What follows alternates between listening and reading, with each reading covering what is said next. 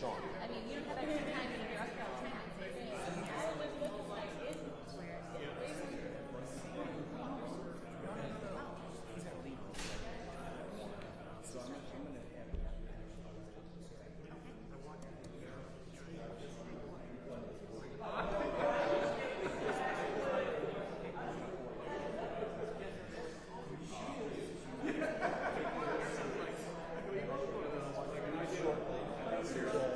You, Shannon, and the Congresswoman. Okay, great. Yes.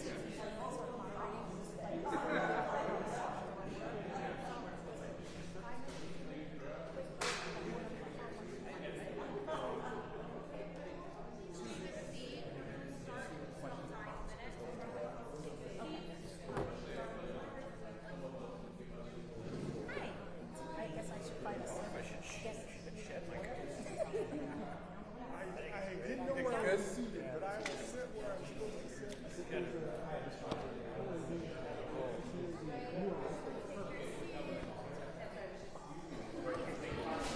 You were in the office the other day?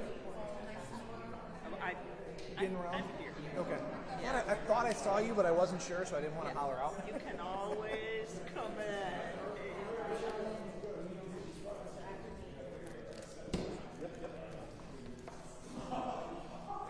Hello. I'm always amazed when they spell my name right. You probably feel the same way. For like 3 years, my name was misspelled on the med exec. Oh no. You didn't say anything? When I was working more closely with you, I would have to put your name in for email because I could never spell it right.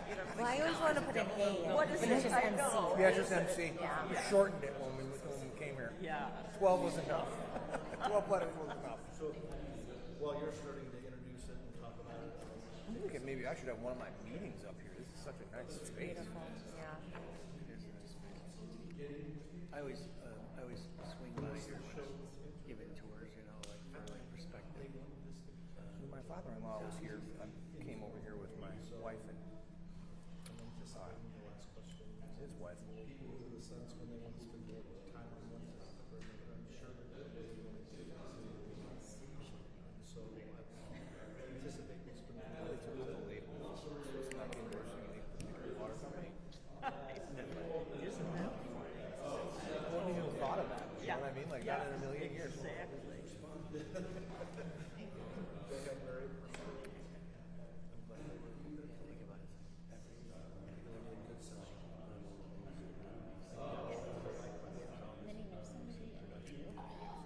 What goes on behind it, right? And how easily that slips through the cracks. Oh, is this on the news too? Or anything? I think they're planning to get Splash event. Oh, okay. Is this like a bit more of a PR Yeah. No one told me I would have gone to hair and makeup beforehand. Figured photos. Who knew? Just gotta always be prepared.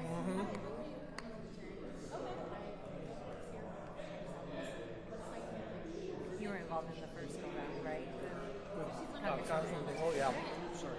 She's visited us a couple times. I saw her this year, or maybe 2 years ago. She came and visited, or 3 years. It was Right after after COVID. Yeah, it was after peak of COVID. Okay. I want to say it was 21, or maybe 22. I can't remember. Recall doing something with Whitmer over at EMU after COVID or right during COVID. I wasn't involved with that, no. I wasn't either, so No, I've never met the governor before. you have not. No. Sounds like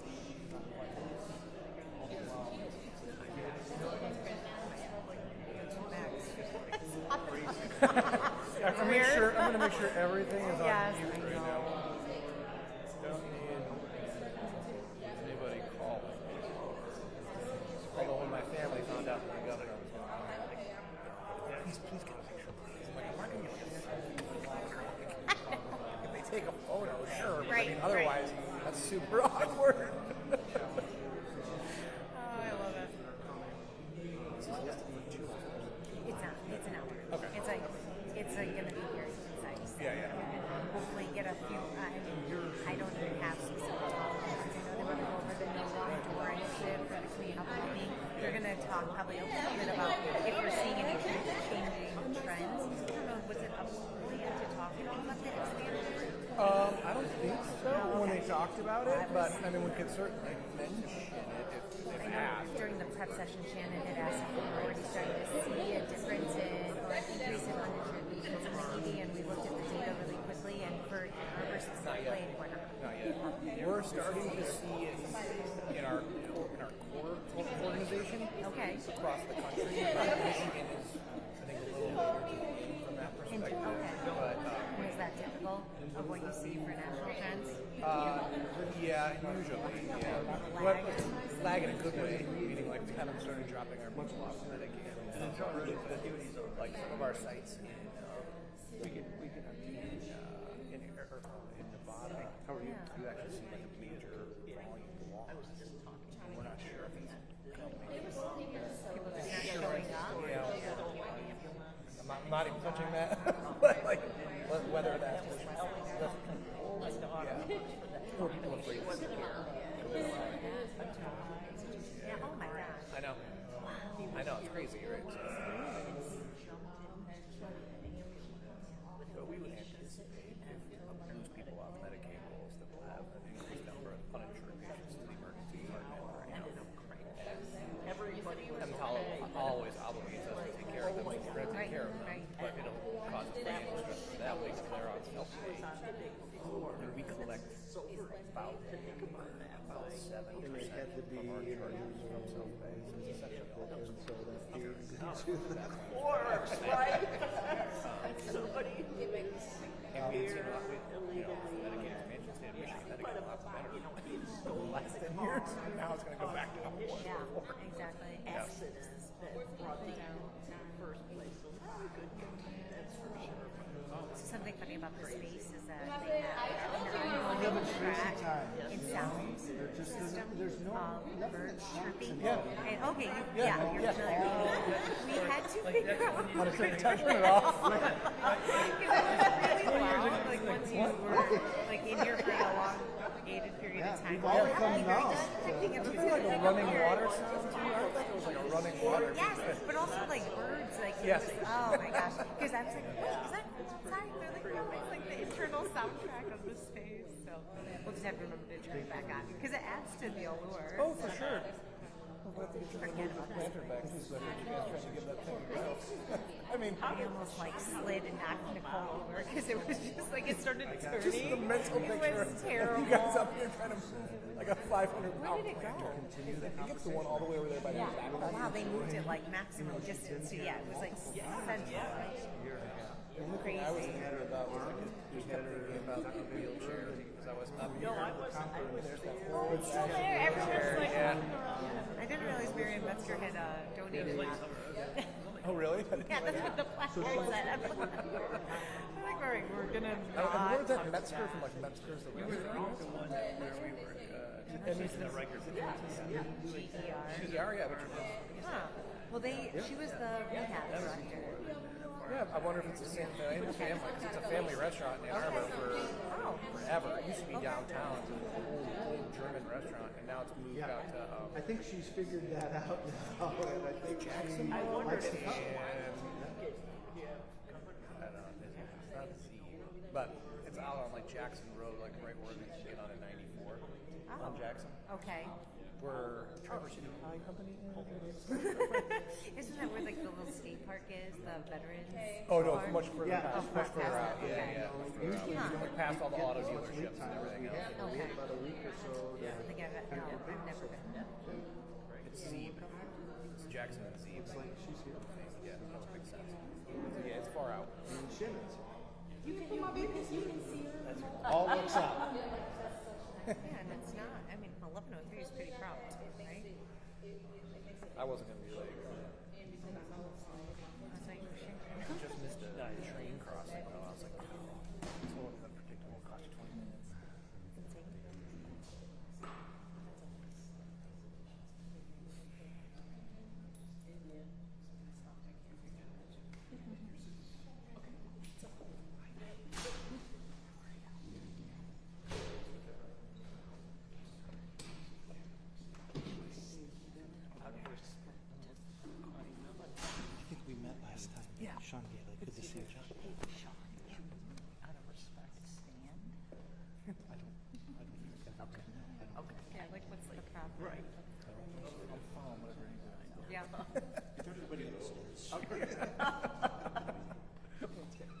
long as I know that, I can do that. Remind me to do how much she usually. Okay. Where is she? Me too, I like that.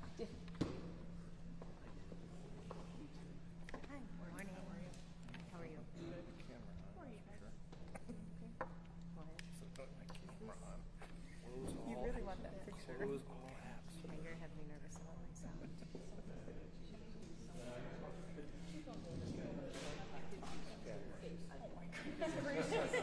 Oh my God. All you need is I need my wife to call, have it be the, her ringtone is the Game of Thrones songs. Unless you want to. I'll never let you forget that if it You know, if it happens. happened, I would be mortified. Absolutely mortified. Almost tempted to turn it off. Yeah, I mean, my husband is with my middle son, who's 11. They're in Chicago for a hockey tournament. And Unless you of want course, to. his first game is right now. And I was like, don't send me. I'm like, don't send me. No any score email alerts, me. nothing. Yeah, yeah. Like, don't even. Which is the opposite of my normal schedule. So it's like, I do all this training. Is he okay? Why am I hearing nothing? Okay. It's perfect. Good.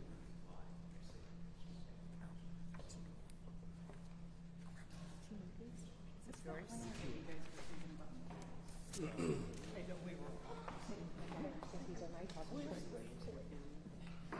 Or are they?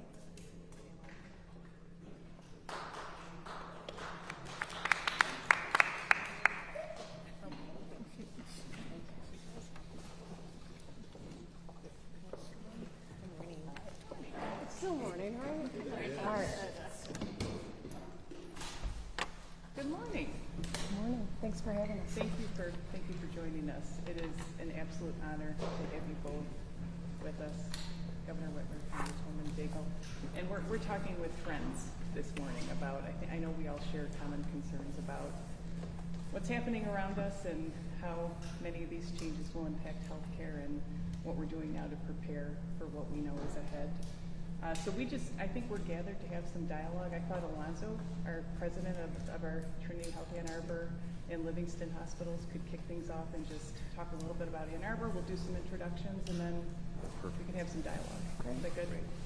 Thank you, Shannon. Welcome to Trinity Ann Arbor, Governor Whitmer, and welcome back, Congresswoman Dingell, to our hospital. Trinity Ann Arbor is a 565-bed community tertiary teaching hospital. We have been on this beautiful campus since 1977, but we've been serving this Ann Arbor community, Ann Arbor Ypsilanti community, for 114 years. We pride ourselves on our quality of care and our compassionate service that we provide to the community.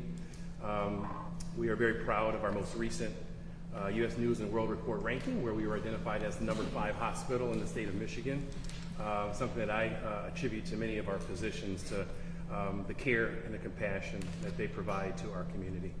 Our mission calls for us to be a transforming, healing presence in the communities that we serve. And this conversation that we're going to have today is incredibly important to sustaining our ability to be able to be that hospital without walls. We're really excited, just by way of example, later this month to open an emergency sheltering opportunity on our campus, where we're going to make 30 rooms available for emergency sheltering during some of the coldest months of the year. And that's just a good example of how we are a hospital without walls, and we are truly committed to being that transforming, healing presence when you're in a hospital bed, but also when you're in your community and have other needs. We're happy to have you in what we call our Serenity Garden. This is a place of healing and restoration for our inpatient rehab patients. Many times patients will have a cardiovascular event or a stroke. They will need a defined period of time for intense rehabilitation, and those patients come to this unit for that. And then they actually use this space as a place of rest and restoration to then go back to attack their rehab very intently. So with that, I just want to welcome you. We're happy to have this conversation. We're excited to host you today. And I'm going to get our conversation started with Dr. Vandenberg. Hi. Steve Vandenberg. I'm the Chief Medical Officer for Trinity Ann Arbor and Livingston Hospital together, hospitalists. So my realm is like the hospital and the operations here on our campus, and so that's where my concerns I'll probably articulate. Hi, I'm Sharon O'Leary. I'm a practicing obstetrician gynecologist, and I serve Trinity Health Michigan as a data analytics and health equity officer. And so what my primary focus is looking at recognizing that health equity in the care that we are providing in the hospital, in our offices, is really important, and we really need to focus on equitable care, and that's my primary goal. Nice to see you. Good to see you. My name's Dan McGillicuddy. I'm a practicing emergency medicine physician, and I serve in the role for Trinity as the systems chair for Ann Arbor, Livingston, and Brighton emergency medicine. Good morning. I'm Lacey Sapkowitz. I'm the Senior VP of Operations here at Trinity Health Ann Arbor and Livingston. So I have the pleasure of working alongside Alonzo and our senior leadership team here. Nice to meet you. Good morning. I'm Dr. Corey Jean. I'm an internal medicine pediatric physician who takes care of whole families. I'm very, very excited to have you here. We were able to meet earlier on these topics, and I think this is a very important topic to our families. I cover mainly the Ypsilanti area. And our Ypsilanti area is quite different than Ann Arbor, and just right next to it, the zip codes are so different. So thank you again for being here.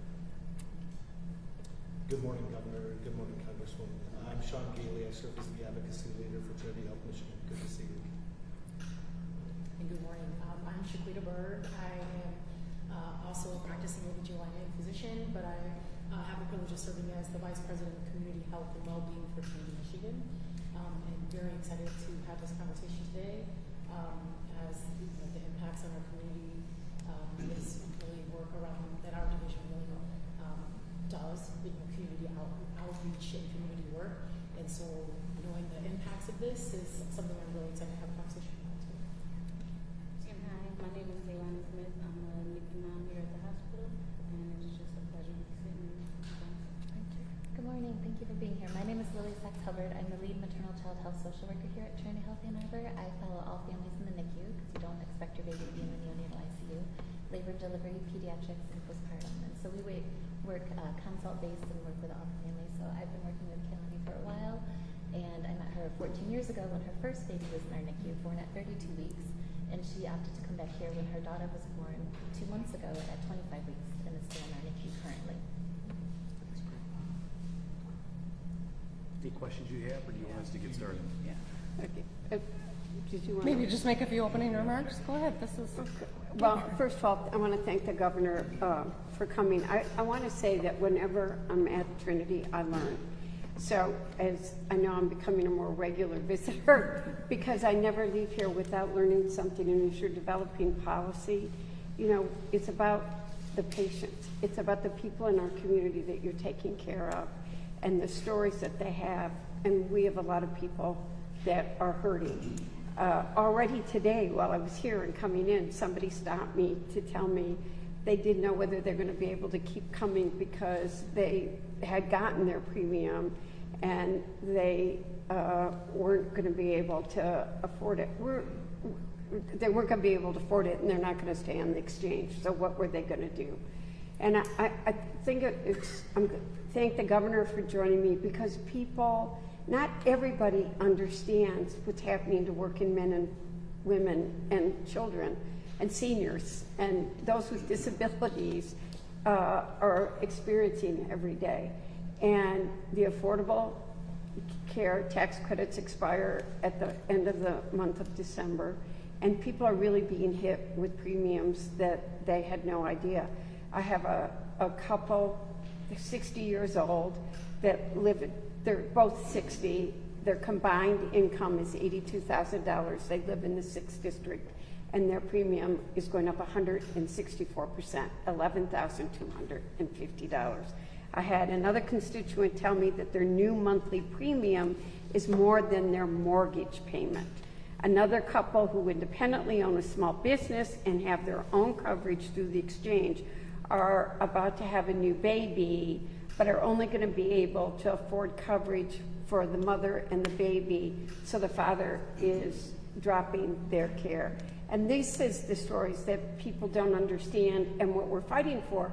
And while this is the exchange, I came here, and as we were considering, I call it the big shitty bill. I'm sorry, press. She's not sorry. No, I'm not sorry, because it is.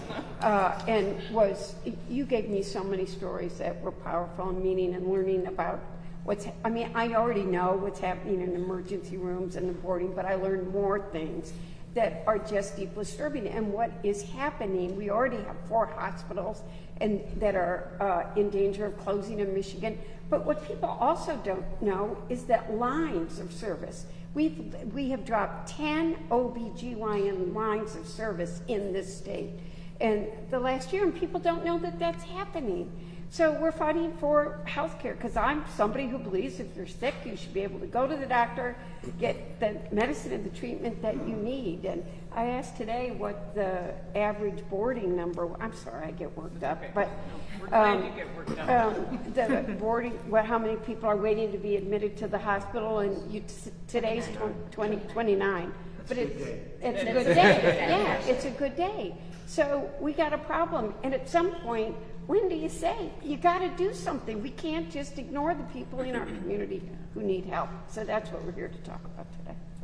And I appreciate the opportunity to join you. Thank you for what you're trying to do in Congress. I know it's lonely and challenging right now, but I'm glad that you're there fighting for us, because I think that DC seems so far away from our everyday lives, and yet what's happening or not happening there at the moment is a huge threat to our communities, to our health, to people who are receiving health care, but also those who are providing health care. I mean, every one of us will get hurt without quick action in Washington, D.C. And today I did get confirmation that as a result of the lawsuit yesterday, we were able to get stamp cards loaded at the 100% level. I sent that directive out last night, and so that I got confirmation today. I'm pleased about that, but we also know that that's could be a short-term victory at this juncture, and we need other folks in DC to be as responsible as Congresswoman Dingell and get it done. But as we think about the impacts of the big bill on Michigan, well, sometimes. I signed an executive directive so that we would really ascertain what it was going to mean to Michiganders. And we found that it will terminate care for 500,000 people in our state. It'll make getting care for all of us less convenient and more expensive. And these cuts, we know, disproportionately will be felt by the poor and the sick and veterans and children and older Michiganders. Every one of us hurts when a hospital closes, a community loses their largest employer.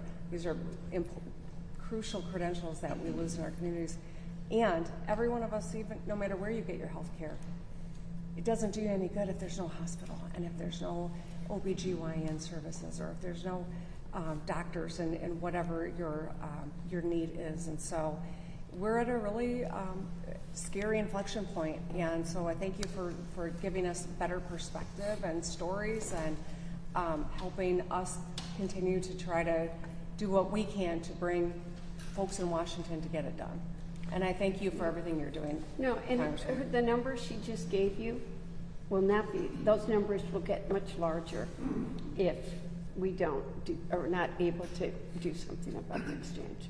3 in 5 nursing home residents are on Medicaid. 300,000 people with disabilities. 45% of the children born in Michigan today. So that's 2.6 million Michiganders. Within Trinity, Michigan, I think 72% of the patients that we care for are on Medicare or Medicaid. And across Trinity nationally, and Trinity's a national health system, 90 some odd hospitals in 26 states. I think that number is closer to 74, 75%. And so we've been contemplating, you know, the financial impact of this awful bill.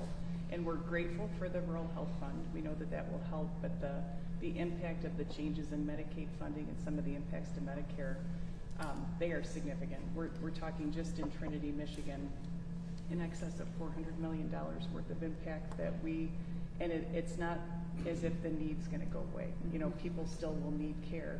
And so our teams are just now contemplating some really hard decisions that we may need to make so that we can remain present and viable. But to your point, this is not good for communities, period.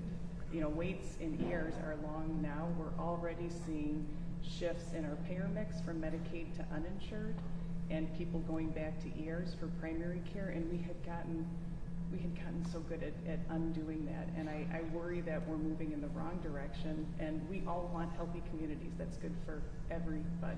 So we know that we're all speaking, you know, the same language as it relates to this problem, but it's a significant concern.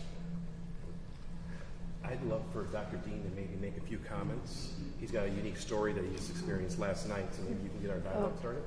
Thank you, Juan. I appreciate that.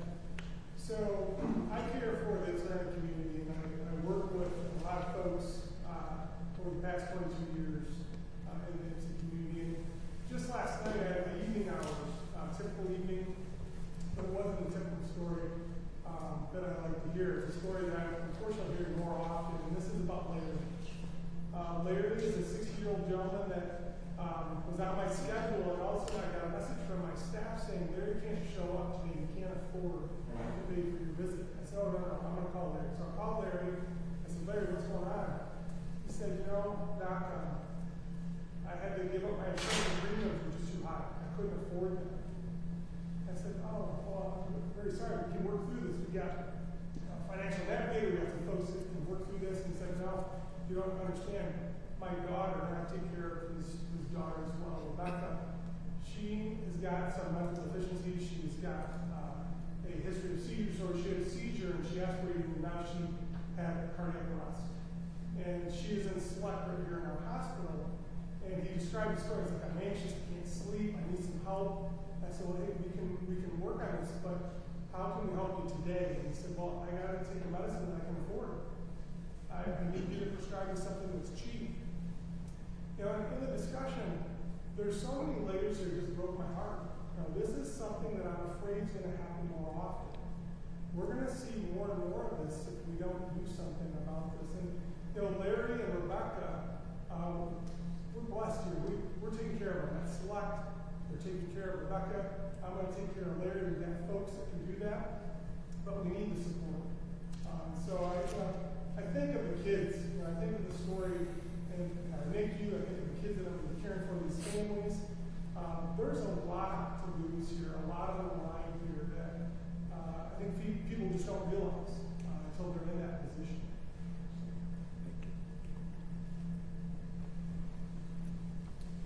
Can we hear maybe Kaylani? Yeah.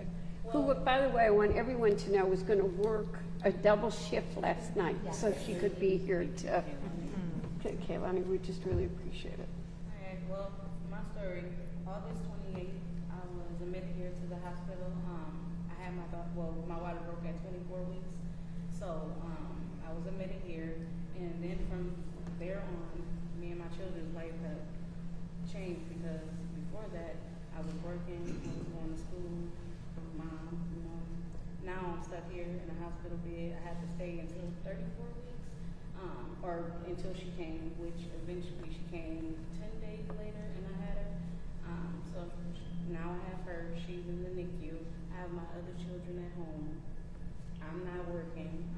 I wasn't being paid while I was here, so my bills and gas money to get back and forth, and being able to be at home with my children, and making dinner for them, having to be here, everything was kind of like flipped upside down because, you know, I can't provide for them like how I used to be able to.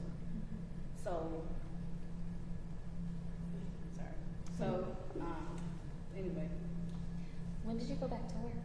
I went back to work. Well, I wanted to go back to work 2 weeks after I got my C-section, but I wasn't able to due to my situation, so I had to wait 8 weeks.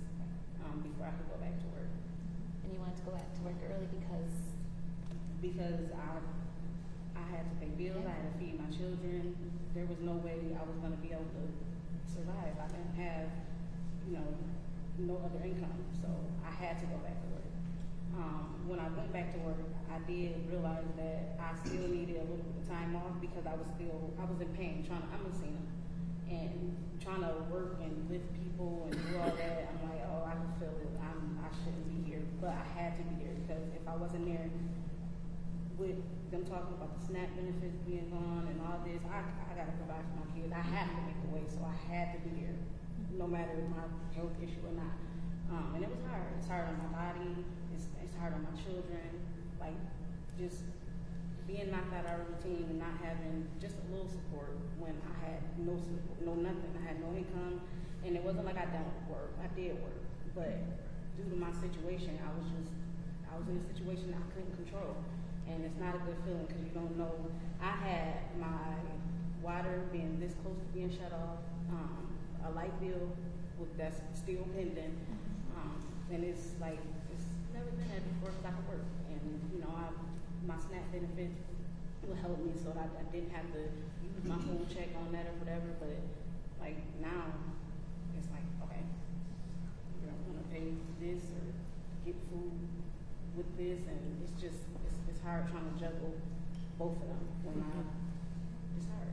And I sent you home with food boxes from our farm because we have this great grant program through our farm share. Which helps. But helps. But I sent you home with 2 boxes and some produce, and that's gone in a couple days, right? It's just a Band-Aid. About 2 days, and I have 5 children at home, so like a lot of people say, oh, okay, well you got this and you can make it spread. You can, but you really can't because I have 5 mouths to feed, including me, and it's like breakfast, lunch, dinner. While they're at school, they come home, but when they come home, they're still hungry. As soon as they get home, can I get a snack? Can I get this? Can I get that? They're children. Like, They need to be fed. They're hungry. Children are hungry.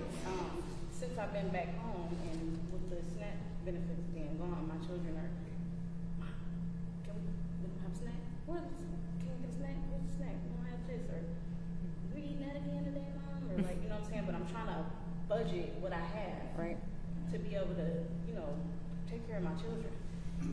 So, I don't know, it's just. How do you feel, you're going between, you're back to work, you have a baby here in the neonatal ICU, you've got kids at home that are hungry, you're going to school.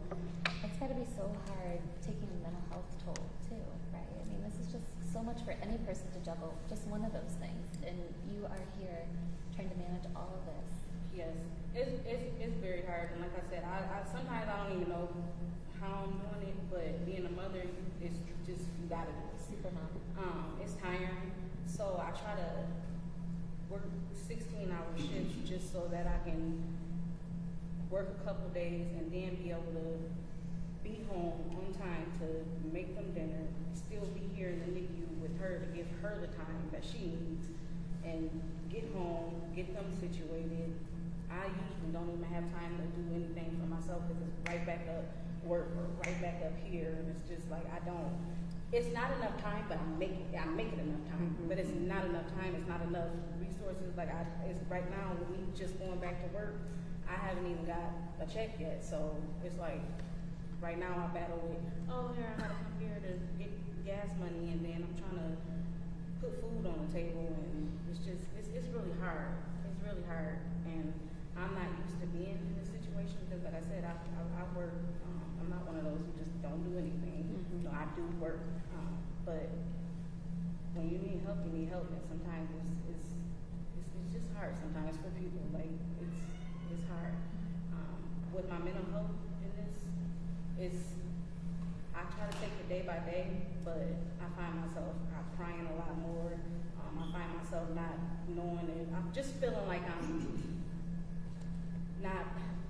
Like I'm trying to be here, I'm trying to be there, and it's not a good feeling. And You've been pulled all over. Yeah, I am, and it's definitely bothering. It's very bothering. And you have a medically fragile child who's dependent on Medicaid coverage, who's facing a really long NICU hospitalization because she was born so prematurely at 25 weeks gestation. So Medicaid coverage is something that is absolutely necessary in this case because it is so expensive to have a baby in the NICU. Even, it's not affordable. And I wouldn't be able to, I don't know how I would do it if I didn't have the help from Medicaid with that, to be honest. I wouldn't be able to.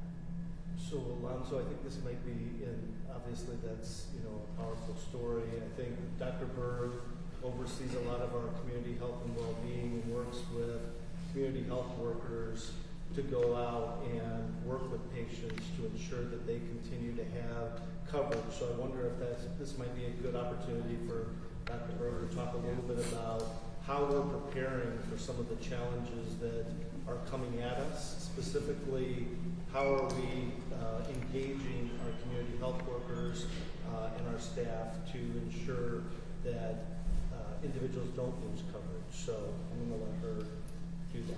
Thanks, Jeff. So at Trinity, we have an initiative called the No Wrong Door Initiative, which essentially is a proactive strategy to help eligible families retain their coverage. So it is, we know we can't do this heavy lifting alone, so it has essentially two arms of this approach and initiative. One is what we're doing internally to try to help families and our patients retain their coverage. So internally building, within our EHR flags that notify our frontline intercept sites, if you will, of a patient's coverage coming up for renewal. We know that the more frequent renewals of the HR1 bill are going to hurt a lot of people. We already know that the 1 year annual renewal, there's a lot of coverage loss. So putting it every 6 months will definitely be a barrier for a lot. And so internally building structures to identify coverage loss on those patients and families, and also simultaneously proactive component, which is something we typically as a health system, you imagine you get a referral to our community health worker program for a patient that has issues, social needs, and maybe they've lost or lapsed coverage, and then we work to try to help them restore coverage and things like that. But what's different about this approach is we're not going to wait until there's been a coverage lapse or loss. The strategy is really trying to build systems into place for us internally that we identify those at risk of loss and coverage loss and really try to help them proactively. And then the external component of that approach is we know we can't do this in a vacuum. We can't do this alone, and this is a big lift. So engaging our community partners and organizations statewide and really coming alongside of us in a proactive approach to really try to help families retain coverage. And so we've just started to mobilize our community arm and approach to that work and getting community partners on board to really row in the boat together to really, obviously the strategy is to really help people maintain the coverage and to really reduce that lapsed coverage, which we know is going to cause significant drain on patients, like their health, right? If you're not getting preventative care. I practiced medicine at a time pre-Medicaid expansion in a federally qualified health center, and I spent a long time in my career putting Band-Aids on what I call like bullet wounds. And it was very demoralizing medicine to have people come with advanced stage disease and just try your best to try to keep them healthy when you know what they came in with was completely preventable. And that is hard medicine, and I really don't want us to slip back into that again, where I'm spending the majority of my days seeing patients that haven't seen a doctor in many, many years. And I early in my career, it was not uncommon for me to see a patient who hadn't seen a doctor in 20 years. And like, that is amazing to me. Like, you haven't seen a doctor in 20 years, and so, there's been cases where I've diagnosed a patient in one single visit with like diabetes, hypertension, and breast cancer, all on the same visit because that person hadn't seen a doctor since the birth of her last baby 20-something years ago. And it was because she did not have coverage. And so we know coverage is care. And without health coverage, people don't seek preventative care, and then the ramifications of that just quadruple for everyone. So this proactive approach, very happy our health system is leading this work, and how can you help us? Like I would say, making sure that we continue to sustain community health workers and funding to organizations that do this navigation work. This is going to be crucial for us, and really like data sharing and making sure that we can identify communities where coverage lapse is highest, so that we know where to target resources. I'd say those would be very essential things for us.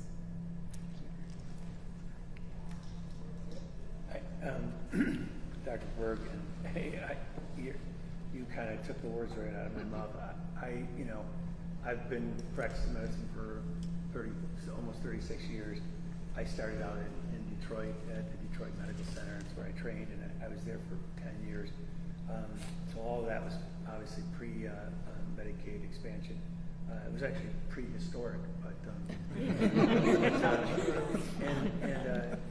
it was no fun. It was fun in a way, because you got to do a lot, and you were caring for people, and every day you went home and you knew you did a lot for people. But it was so disappointing that you couldn't plug people into the system. I worked at Detroit Receiving Hospital. Great ER care, great acute care, but then God bless you on the way home. And I think that folks don't realize how much Medicaid expansion allowed us to get people kind of plugged into ongoing care, follow-up. They had primary care doctors. I mean, like, that was not a thing, 35 years ago for lots of folks. And so that's one thing that, and then, I think about Kaylani's, issues that she's facing in the future, having to re-sign up every 6 months and prove that, her baby still needs care, and I mean, it's what a pain. We heard that there was 29 patients waiting in our ER. What that means is that 29 patients came to the ER yesterday and got admitted to the hospital, but we don't have a bed open, even though we have 560 hospital beds. We don't have that capacity. So all of these things that are coming on us are coming on top of a massive increase in demand for inpatient beds in the past 5 to 10 years. And so 10 years ago, we would have been shocked if we heard we were holding 5 patients overnight. It was almost unheard of. Now it's 55, 80 one time a month ago, and it's in an ER that has 60 beds to care for patients. So there's sometimes no room for new patients to come and be emergency patients to be bedded. That's what I think folks need to understand. That all of this wave is going to come on top of a situation that's not tenable as it is. And I'm sure Dan will tell you,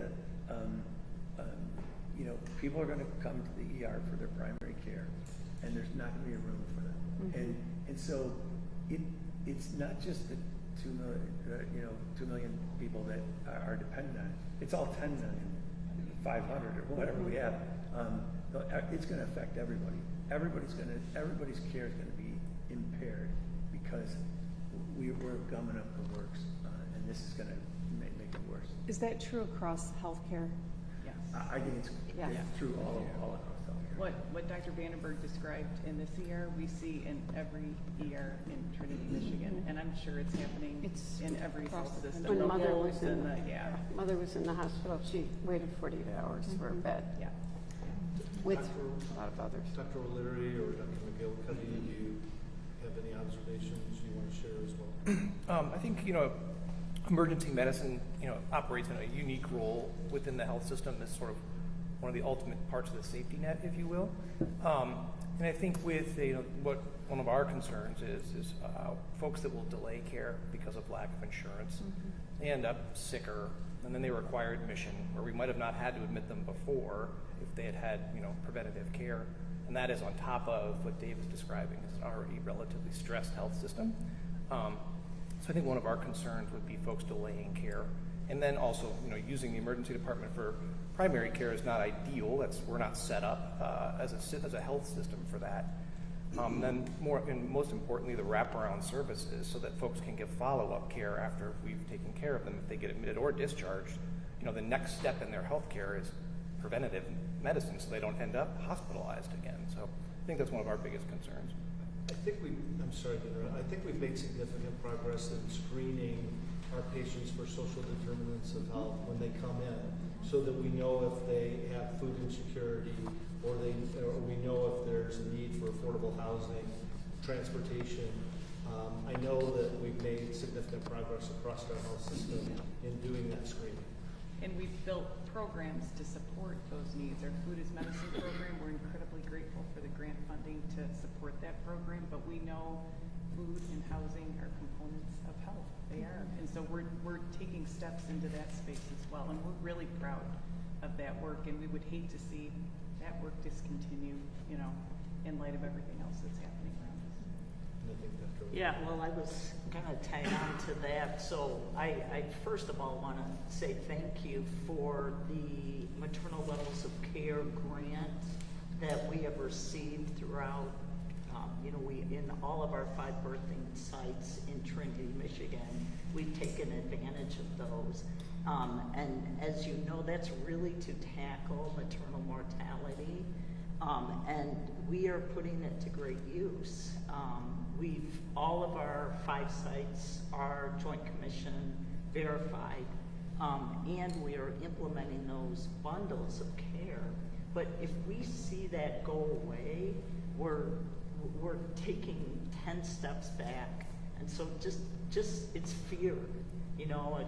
Today we're hearing we've got another year, which is great. We're going to do the work, but it's really vital. So thank you, and we'd love to keep it. Any additional questions you have? Well, what are you hearing from your patients right now? From both the big bill, I'll be polite, and what's happening now is they're getting their insurance premiums. What are the real world stories? I have one to share. I reached out to the Hispanic Center in West Michigan, and I was asking for a patient story, and this was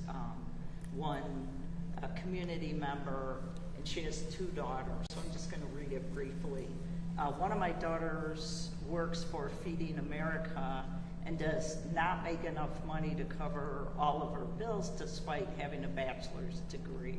She relies on SNAP services, and we are all fearful if she loses that.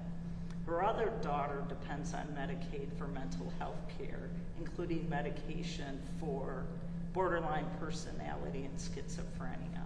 And again, bottom line, fear of losing that coverage. Lacey, was there anything that we didn't chat about that you wanted to interject in? Thank you. I think from just a general hospital operations standpoint, right, we pride ourselves as a nonprofit hospital that we reinvest, our revenue back into our assets, so our people assets, our capital. So with the impending changes from a federal standpoint, those are the types of things that we're going to have to relook at as we allocate. What capital can we reinvest back in to serve the needs of our communities? Those conversations are going to be harder, and we're going to have to be kind of more explicit around what we're able to fund and what we may not be able to. And I think that's really hard for us as healthcare administrators, knowing that we have to potentially change the way our services are offered or what we may be able to offer. That doesn't sit well with any of us, I think, sitting around the table. Could you just give us maybe one hard example of what that means? I think, the capital expenditure sounds, it's hard to relate to, but I think it'd be helpful if people knew kind of what could be the reality and what we're might have to prepare for. Yeah. We have a long list of capital needs within our Ann Arbor campus, and we oftentimes cannot get to items. It can be as simple as a replacement of an OR or an operating room and the items that we need there, because we have other greater needs that occur before that. We have a facility in Canton. I will always go back to Canton. It's a great medical center, and it does you know, it meets the needs of Canton, but we know there's some opportunities to expand some oncology services there, as well as lab, as well as surgical services. And our ability to be able to feed into that site has been a little bit more limited because we've had more dire needs at some of our acute care sites. And we're gonna have to continue to reprioritize those with I think a shrinking budget capacity. And maybe I'll add to that. You know, I think about some of the challenges that we've talked about within our emergency department. Over the last few years, we've put together a plan to reconfigure our emergency department to better care for the acuity of the patients we've seen. It's a $60 million investment. That investment came from our system office, but it took probably another 3 to 4 months for the system office, given all these pending changes, to just reconcile whether they could actually afford that investment in us. We did get the green light just last week, so we're excited about that, but those are just some hard decisions that all health systems are going to be trying to wrestle with in terms of how do you invest in certain hospitals, and where should that money go, and how to put that money towards things that help sustain the organization long term. And it's just going to take us a longer period of time with some of these changes to get at just some core basic replacement needs that we need just to continue to service our community. So as a hard example, maybe instead of streamlining care for a cancer patient, you know, the dollars won't get invested there because it's just, to use your language, triaging the current. In addition to what Lacey and Alonzo described, on the clinical program side, you mentioned OB. And OB and behavioral medicine are two programs that you know are underfunded, frankly.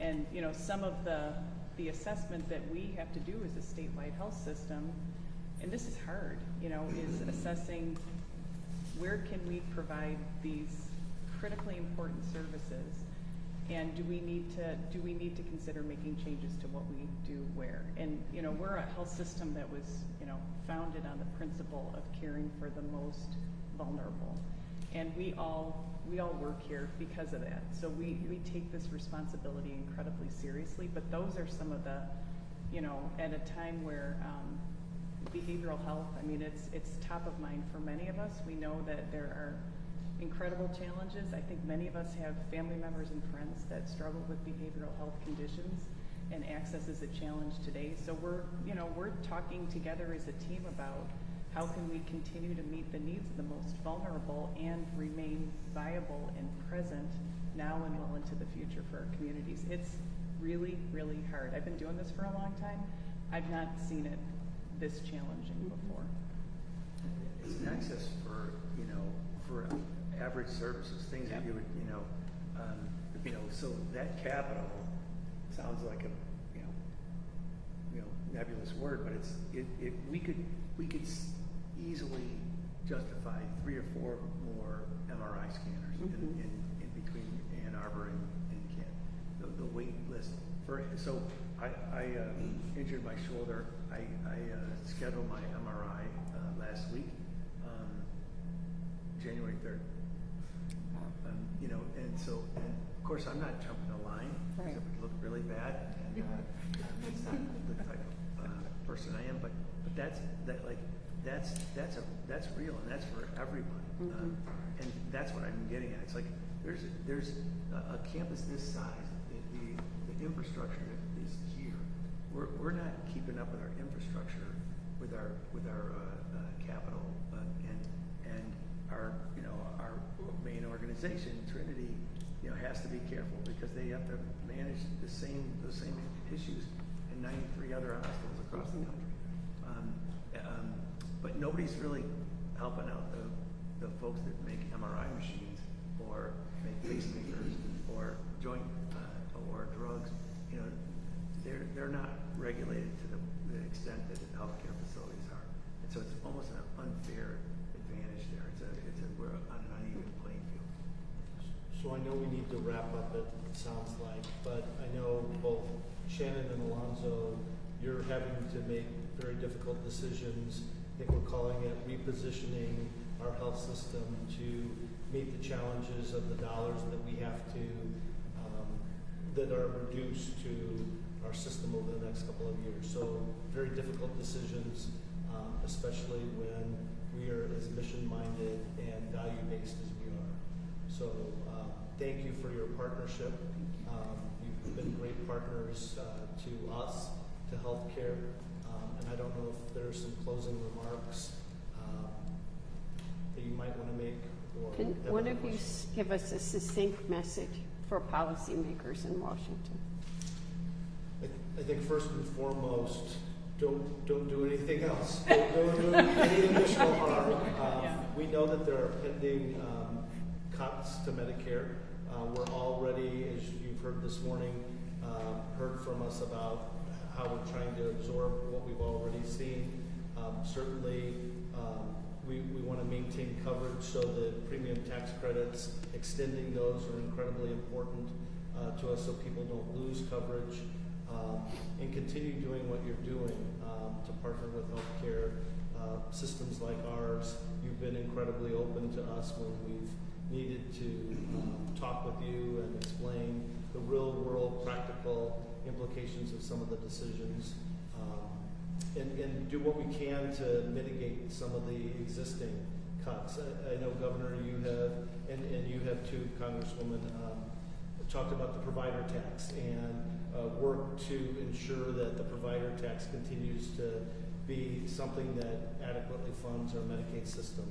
So thank you for your efforts to support that tax. And hospitals and other providers stood forward when there needed to be additional funds for the Medicaid program, and that's an important financing mechanism. You just signed the IPA, the Managed Care Organization assessment, which was also an important component. So thank you for that as well. And then maybe others have ideas. Well, we know that we're all interested in affordability in healthcare, and we're interested in having healthy communities. And one of the greatest ways, and Dr. Berg and Dr. O'Leary and others have commented on the value of preventative care.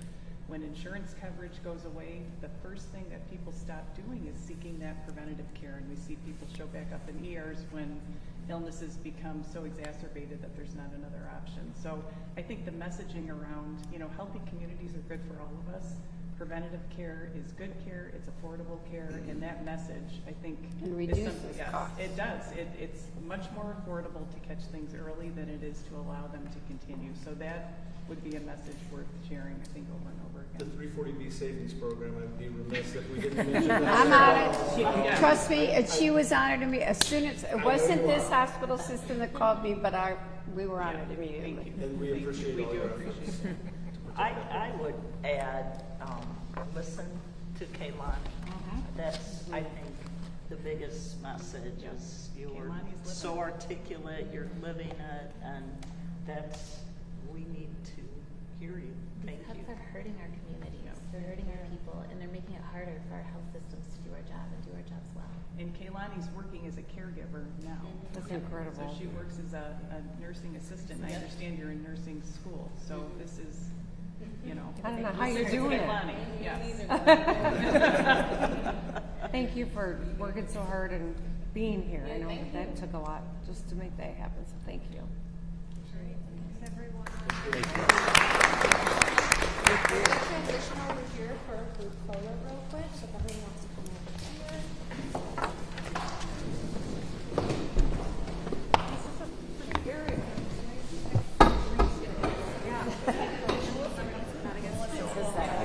Yep, everyone wants to come line up right here.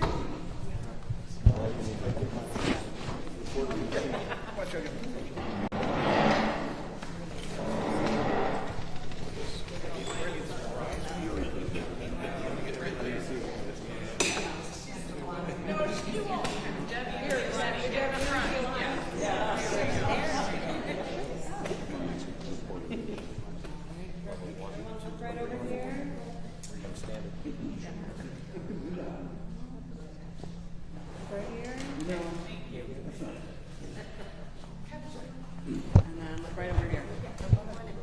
We're going to see